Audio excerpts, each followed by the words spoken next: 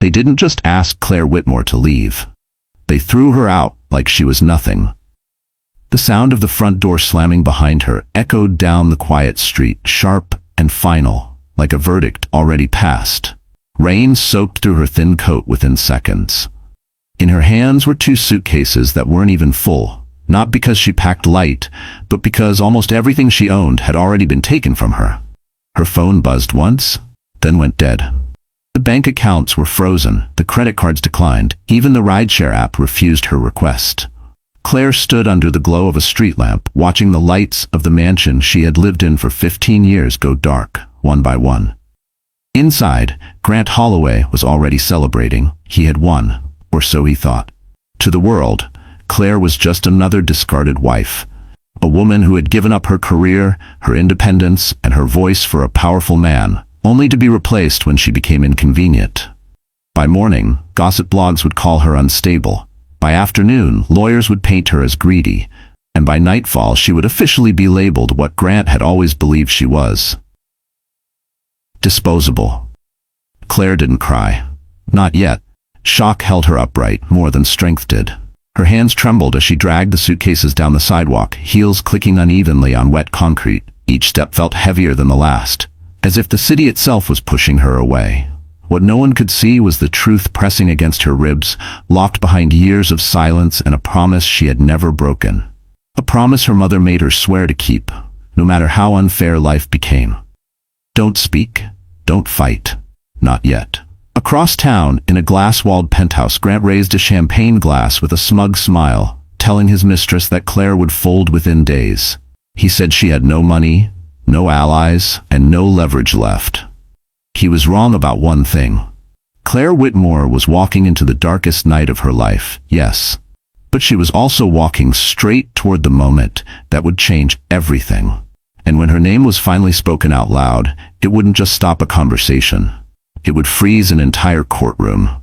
Claire slept on a narrow bench inside a 24-hour bus terminal, her coat folded under her head like a thin apology. The fluorescent lights never dimmed. They hummed, relentless, making time feel frozen and hostile. Every few minutes, footsteps passed, voices echoed, wheels rolled. No one looked at her twice. By morning, her body ached, but her mind hurt more. She washed her face in a public restroom, staring at her reflection as if it belonged to a stranger. Her eyes were swollen, not from crying, but from holding everything in. She barely recognized the woman looking back. 15 years earlier, she had been sharp, driven, halfway through law school, full of arguments she was ready to win. Then she met Grant Holloway. Grant had loved that version of her, at first. Or at least, he loved what it did for him.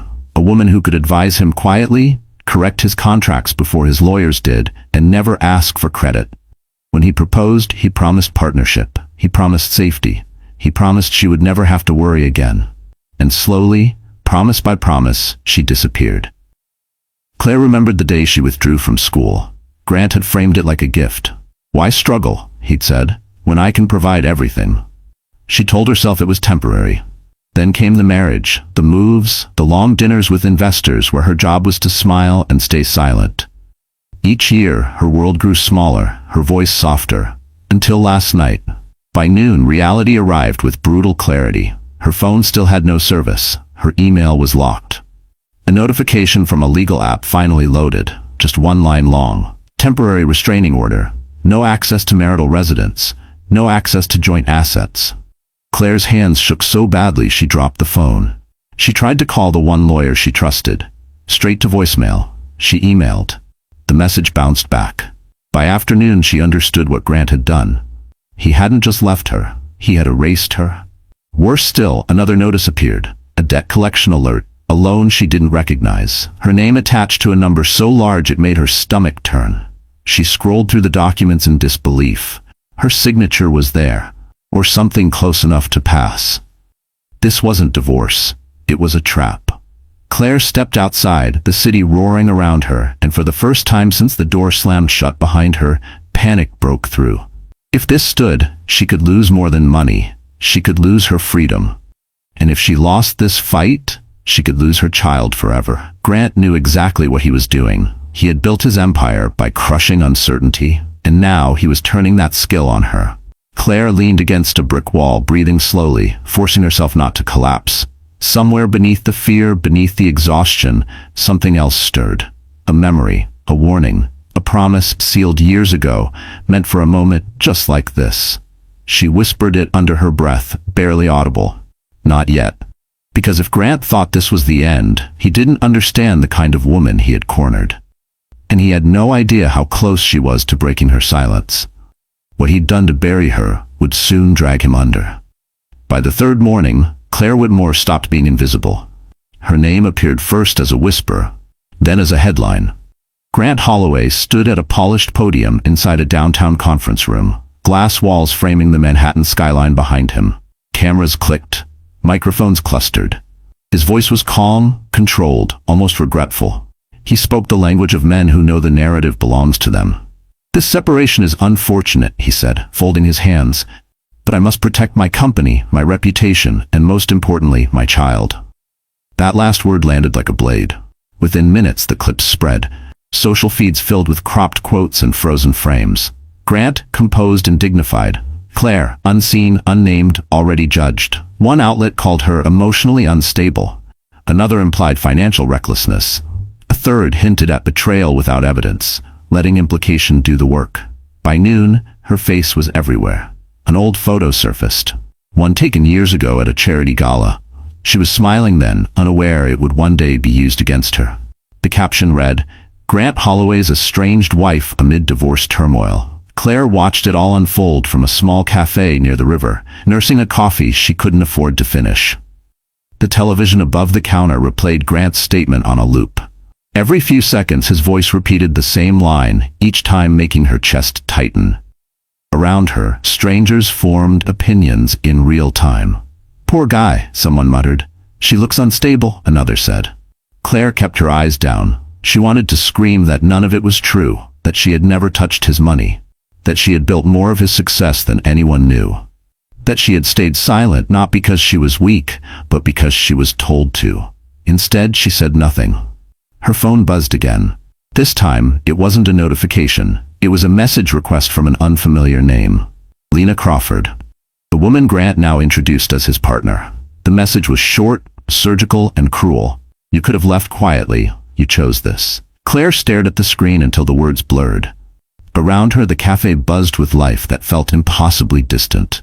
She realized then that Grant wasn't just trying to win legally. He was trying to destroy her socially, publicly, permanently. And it was working. An hour later, another blow landed. Her former friend canceled lunch. A distant cousin stopped replying. Even a charity board she once volunteered for quietly removed her profile from their site. One by one, doors closed, not with noise but with polite silence. By evening, Claire walked along the river, the city glowing as if nothing had changed. She had never felt smaller. Not when she left school. Not when she signed away control. Not even when the door slammed behind her. This was different. This was erasure. She sat on a bench, hands clenched in her lap, fighting the urge to break down. Grant believed shame would finish her. That public opinion would crush whatever was left of her resolve. He didn't know that shame had already done its worst, and that what comes after silence is not weakness. It's reckoning.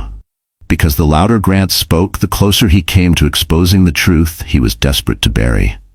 The courthouse smelled like disinfectant and old paper, a place where lives were reduced to folders and file numbers. Claire Whitmore arrived alone, walking through the metal detectors with nothing but a worn leather bag and a calm she did not feel. Her heels echoed too loudly on the polished floor, each step announcing how exposed she was. Inside the courtroom, Grant Holloway was already seated. He didn't look at her at first. He was surrounded by 3 attorneys in tailored suits, their laptops open, legal pads filled with neat handwriting. They leaned in close, confident, rehearsed. This was familiar territory for them. For him, it was another boardroom. Claire took her place at the opposite table. There was no one beside her. Whispers rippled through the gallery. Curious faces turned. Some recognized her from the news, others from social media clips stripped of context and mercy. Claire felt the weight of their judgment press against her back, but she kept her eyes forward. The judge entered. Formalities followed. Dates were read. Motions were listed. Claire understood every word. That was the cruelest part. She knew exactly how badly this was going. Grant's lead attorney stood first. He spoke smoothly, respectfully, painting a picture that was almost convincing. A powerful executive protecting his company, a father concerned about instability, a wife, he suggested carefully, who was emotionally compromised and financially irresponsible. Claire clenched her hands under the table. Then came the issue of custody. The attorney slid documents across the bench, each one another blow. Missed payments, unverified debts, allegations presented as facts. Claire opened her mouth to speak, but the judge raised a hand. "Miss Whitmore," the judge said evenly, "do you have representation today?" Claire swallowed. "No, Your Honor." A pause, not unkind but final. The ruling came swiftly. Temporary custody to Grant, restricted access pending review. Claire felt the words hit her chest like blunt force. The room blurred at the edges as the gavel struck. Just like that, it was done. Grant finally looked at her then. His expression was composed, almost sympathetic, but there was something else beneath it. Satisfaction. He stood as the judge exited, buttoning his jacket with deliberate calm. As he passed Claire, he leaned in just enough for her to hear. "I told you," he said quietly. "You should have stayed quiet." He walked away without looking back. Claire remained seated long after the room began to empty. The bench